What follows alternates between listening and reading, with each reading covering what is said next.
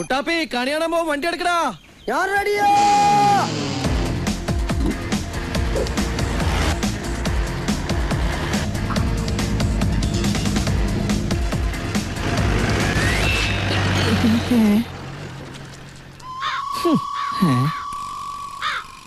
ഒന്നര മാസമായിട്ട് തൂറാത്ത കാക്കയോ?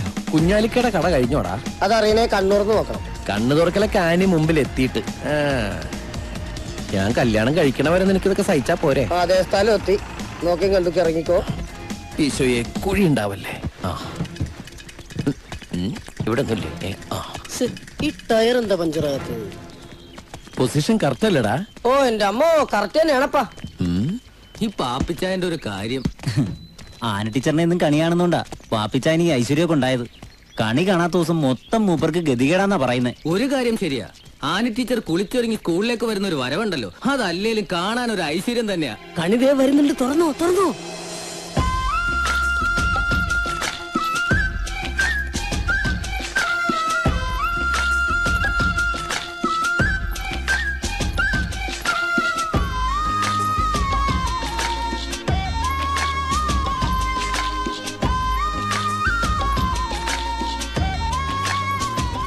Good morning teacher. Good morning. നിന്റെ ബർത്ത്ഡേ ആണോ? Happy birthday.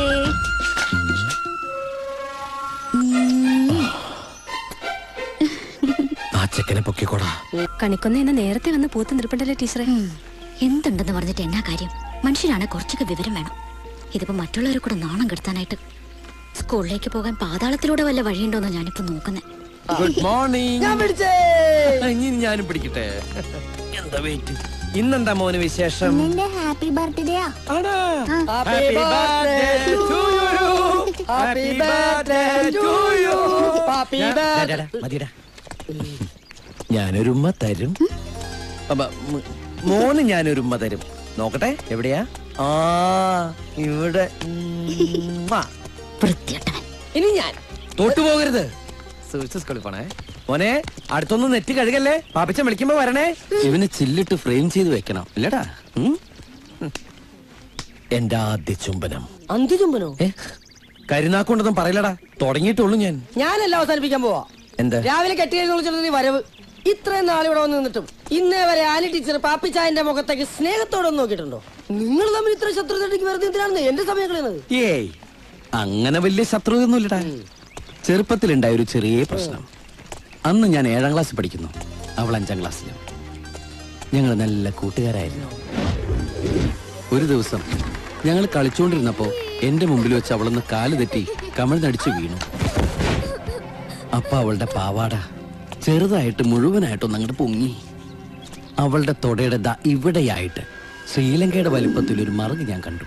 അത് ഞാൻ കുറെ കൂട്ടുകാരെ വിളിച്ച് കാണിക്കുകയും കർത്തമ്മ എന്ന് വിളിച്ച് കളിയാക്കുകയും ചെയ്തു. ദേഷ്യം വന്ന് അവള് ചാടി എഴുന്നേറ്റ് അടുത്തു നിന്നൊരു ചെക്കന്റെ സ്ലേറ്റ് പിടിച്ചു വാങ്ങി എന്റെ നെറ്റിക്കൊരു കീറി വരും. ഈ പാട് ഞാൻ അതിന്റെ രക്തസാക്ഷി മണ്ഡപമായിട്ട് കൊണ്ടു നടക്കുക. അത് കയ്യിലിരിപ്പിന്റെയാ? അതെ, കയ്യിലിരിപ്പിന്റെ. ഒരു പെങ്കൊച്ചിന്റെ സീക്രട്ട് വിളിച്ചു പറഞ്ഞു നടക്കുന്ന മോശമില്ലയോ? അതിനവൾ ഒന്ന് തന്നൂന്ന് വെച്ച് നമുക്ക് വല്ലതും പറയാൻ പറ്റുമോ? പിന്നെ ഞങ്ങൾക്കിടയിൽ ഒരു ഇഷ്ടമില്ലെങ്കിൽ അവൾ എപ്പോഴും നമ്മുടെ സ്കൂളിൽ തന്നെ പഠിപ്പിക്കാൻ വരുമോ? പുറത്തെങ്ങും ജോലി കിട്ടാഞ്ഞിട്ടല്ല, ഇപ്പോഴും ഒത്തിരി പേര് വിളിക്കുന്നുണ്ട്.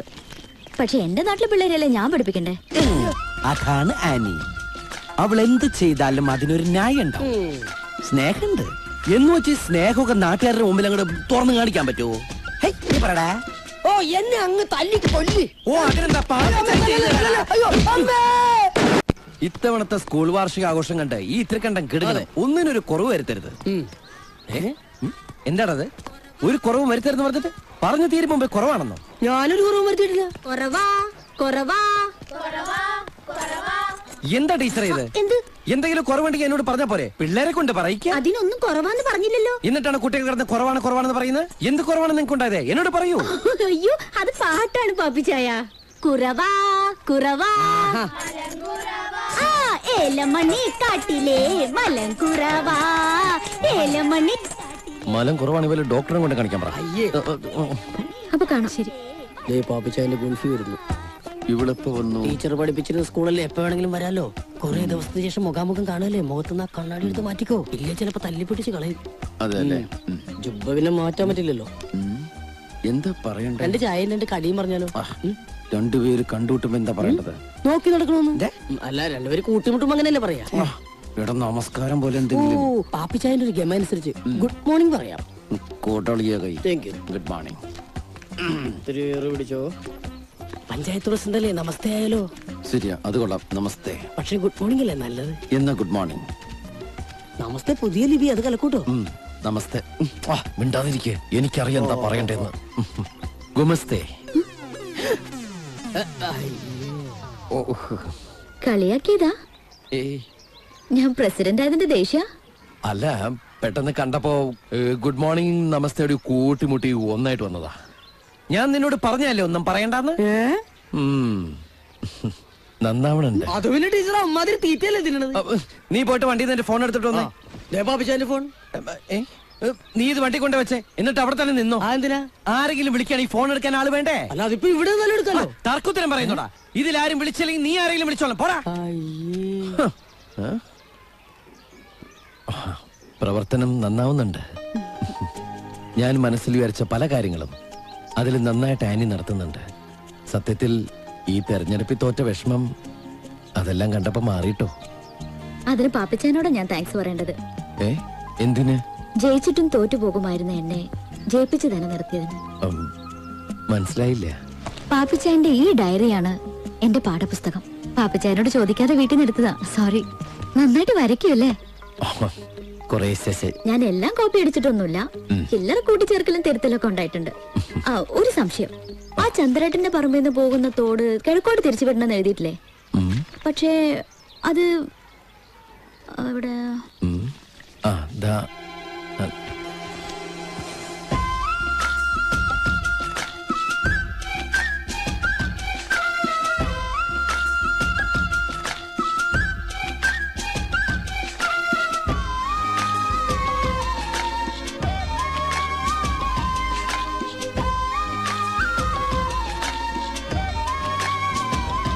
അങ്ങനല്ലേ? അതെ അതെ. അത് ശരി. അപ്പൊ ഇതിനാണല്ലോ എന്നെ പറഞ്ഞു വിട്ടത്.